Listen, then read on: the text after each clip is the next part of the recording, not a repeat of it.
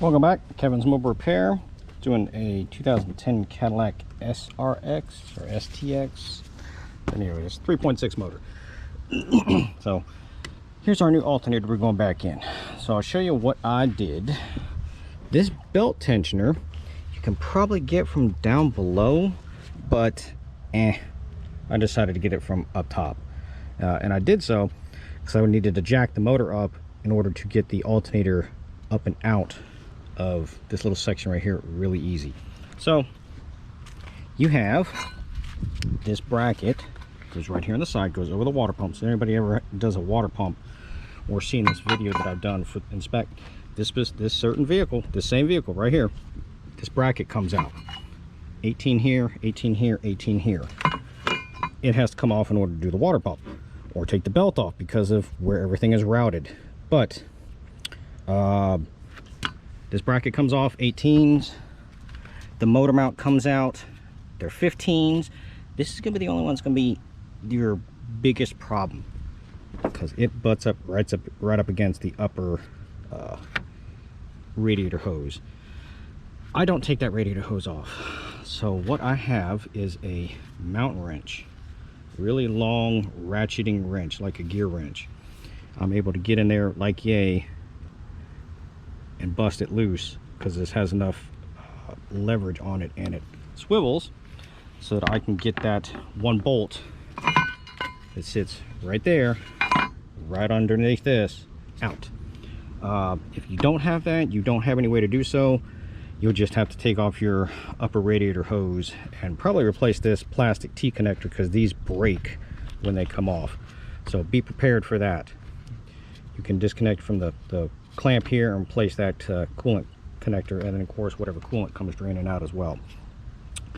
Once those are there, you can then jack up the motor underneath and lift it up high enough, and then you can easily get to our belt tensioner right there.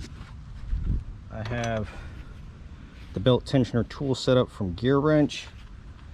That 1/2 inch fits on there perfect. The ratcheting end sits there, and then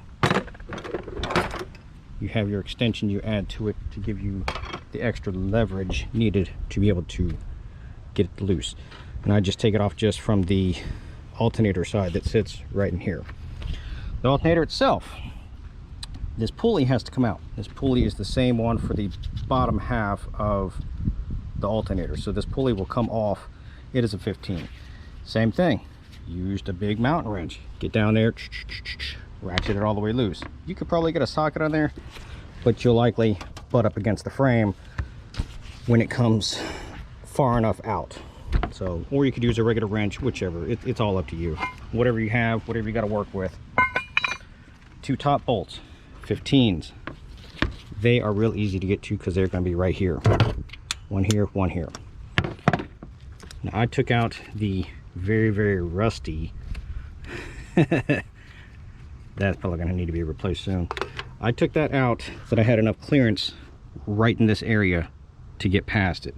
You just have to rotate it sideways and pull it up. But I took out the resistor for the radiator fan just so that it didn't bump up against it.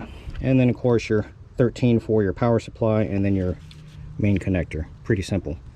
But as the motor's jacked up, it's able to come out of this hole right here a whole lot easier.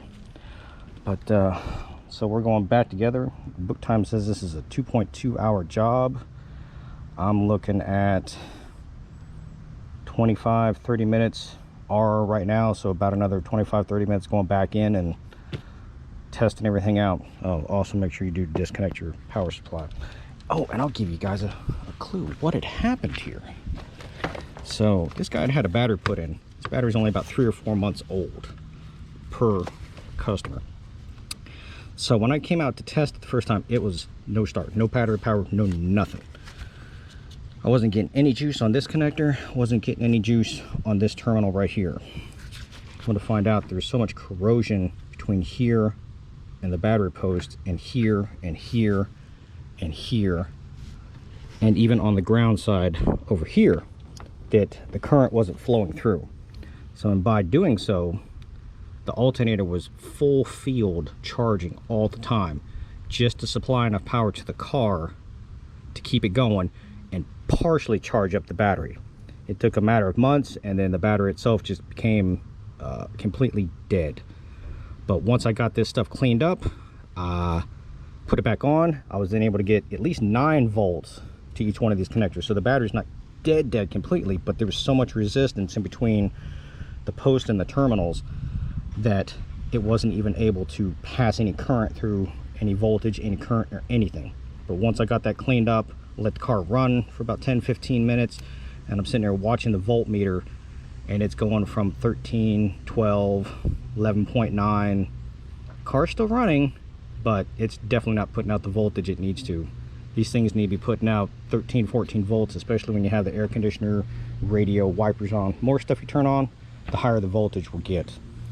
But yeah, so that's why we were putting an alternator on today, because of a bad battery cable connection. That's one thing you guys need to pay attention to if anybody does any batteries. No rust, no corrosion, any kind of resistance like that makes things like yay work harder. But any questions or comments, please feel free to let me know.